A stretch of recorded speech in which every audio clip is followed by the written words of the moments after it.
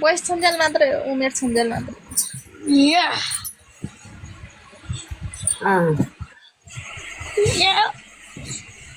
आफ्नो आमाले जन्माएको मात्रै दिदीभाइ हो आफ्नो आमाकाले त पुरा नाता टुटाइदिन्छन्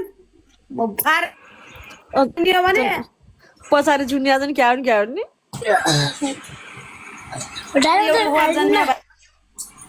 त लडाइ पर्छ कस्तो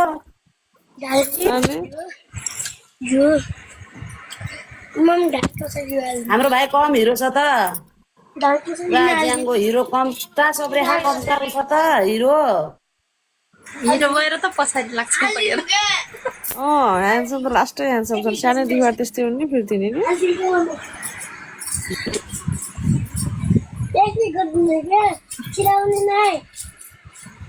ह्यान्डसम भएर त अनि तरुण पनि छोड्दैनन्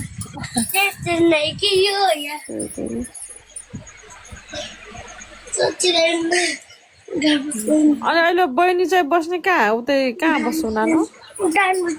घरमै छु घर जोड्यो होला मान्छेलाई ढाट्न चल्यो पनि सब कुरा सबको दुनियाँको आँखामा छारो हाले पनि आफू गलत र आफू कति सही छु भन्ने त मान्छेको मनमा हुन्छ के मनमा आफूले आफूलाई त कहिले ढाट्न सकिन्न भाइ मुक्नेर अब बाहिर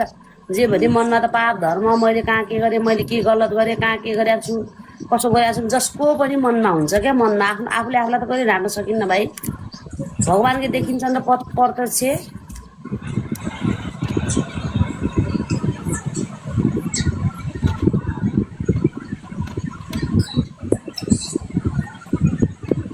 चार्जर खत्म भयो चार्जर लाइन त पुरा पुऱ्याइन्छ फेरि म त्यस्तालाई फेरि कसैले केही भन्न पनि नसकिने केही गर्न पनि जेसुकै मरौँ हेलो हेलो हाम्रो सिमुकी सर के छ हालखबर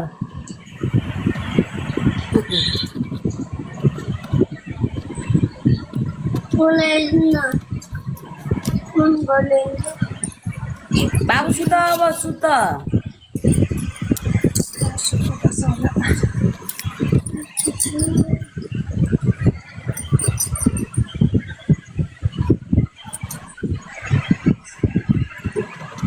कुनै दिन पैसाले पनि पोल्छ सबै कुरा पैसा हो भने इज्जत पनि राख्नुपर्छ मान्छेले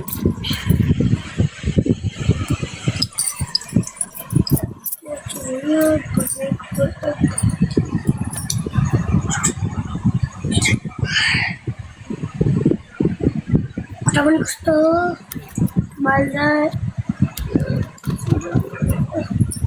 कति वर्ष भयो त्यो घर नआए पनि 2 वर्ष भइगयो क्या हो भइगयो होला सायद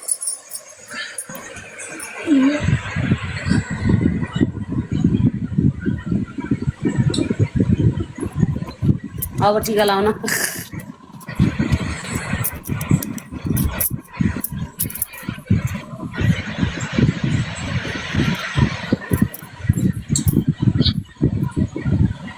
सुत वा यादहरूको कुरा नगरौँ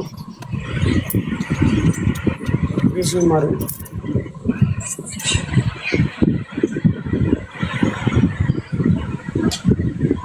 वहीँ छ त विदेश अमेरिका जे भने पनि कहाँ विदेश गएको थियो र त्यो विदेश त एकैछिन घुम्नलाई झलक 1 हप्ता घरको मान्छेलाई विदेश त भन्नलाई मात्रै हो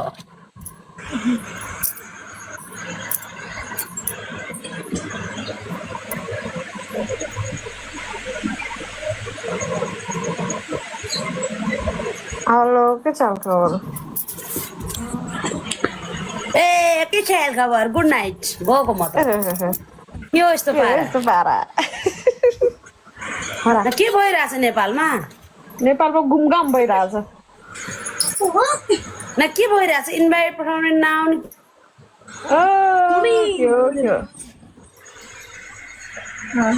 के भयो कहाँ छ टोली त कहाँ हुन्छ किन हो त कतै नआउने भाइ त्यस्तै भइरहेछ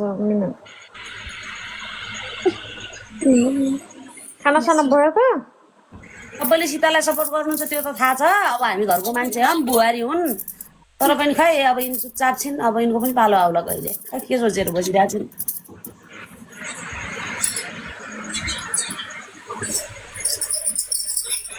के भयो सीता दिदीको बुढा गएर कवितासँग भर्खर के भने त्यो पनि भन्छ नि त भइहाल्छ नि भन्नु हुँदैन सुन्दरी नमस्ते रे नमस्ते दाइ किमजोङजी नमस्ते रे ठुल्दाइले नमस्ते नमस्ते दाजु मलाई आज कसले ठुल्दाइको भिडियो गुल्मी जानु भएको रहेछ क्या भनेर सेयर गरिदिएको थियो भाइ मैले फेरि खै त थाहा भएन भने गुल्मी मोबाइलमै छ नपताए चिनेकै मान्छे हुनुपर्ने क्या मेरो ठुलुवाको छोरा भाइ खानपिन भयो त मिना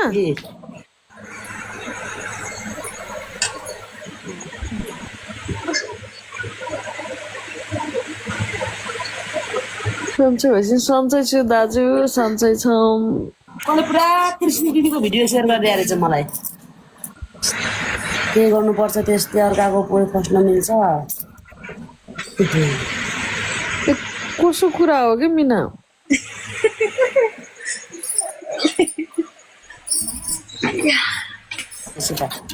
सुनको सिक्री गिफ्ट गर्दैछ त रे काठमाडौँ बसेको मान्छेले के गर्नुपर्ने यार केही थाहै छैन यिनी हाम्रा किमजोङ सिमजोङलाई फेरि ए सीतावली बनाएको गणेशको बुढी चाहिँ हुन् नानी ए राम्रो चिनेकै छैन क्या बहिनीलाई त मलाई त्यही भएर अहिले फोटो देखेर अलि याद आयो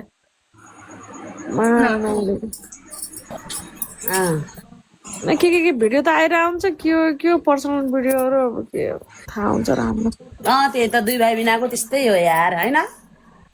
अनि के हो अब हामीले त भन्नै भएन बहिनीलाई थाहा होला सबै कुरा अनि मलाई पनि थाहा छैन तपाईँहरू जस्तै हो अब नि बहिनी तिमीलाई थाहा नहुने हुन्छ मलाई के थाहा छैन हामीलाई पनि कसरी थाहा हुने भाइ अनि के तिमी ऊ त दिदी बहिनी नै भने नि त्यो अर्को के उसको उसलाई त दुई भाइ नै भने जस्तो लाग्छ मलाई त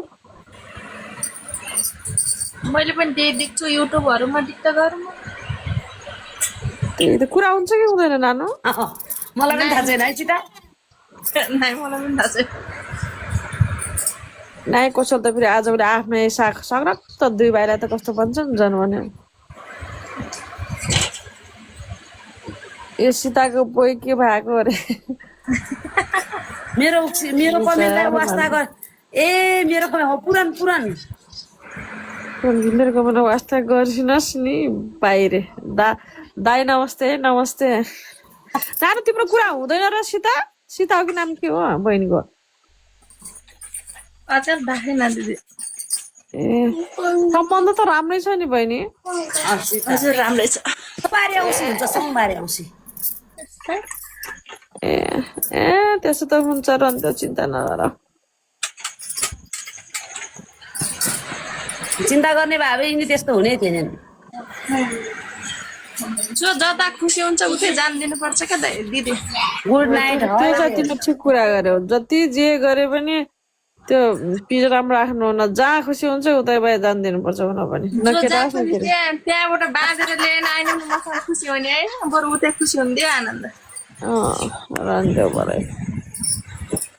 त्यही भएर बेकार टाउको किन दुखाउने भनेर मतलब त्यही त ए गणेश बुढीको माया गर्छ नि किन नगर्नु माया डोरी लाएर नदुखाउने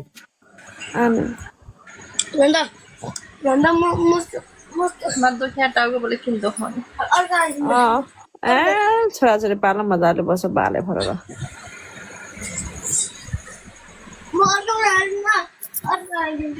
त्यो कमाउन गएको छ कमाइन आउँथ्यो एक दिन बुढेसकाल लागेपछि बैसदी रमाउँछ आज आयो भने त लाग्छ त घरै त हो के र